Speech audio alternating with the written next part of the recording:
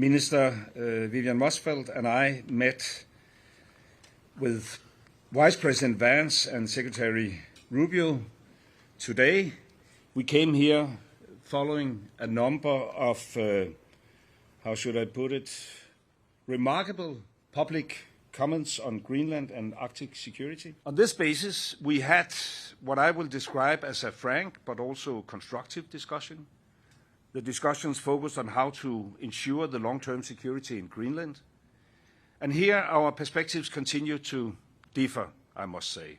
For us, ideas that would not respect territorial integrity of the Kingdom of Denmark and the right of self-determination of the Greenlandic people are, of course, totally unacceptable. And we therefore still have a fundamental disagreement, but we also agree to disagree. And therefore we will, however, continue to talk. We didn't manage to change the American position. It's clear that the President has this wish of conquering over Greenland.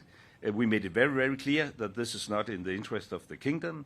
There's a government in Greenland with support from 3/4 of the Greenlandic population. The Premier made it very, very clear yesterday that Greenland, for the time being and for foreseeable future, will remain within the Kingdom of Denmark.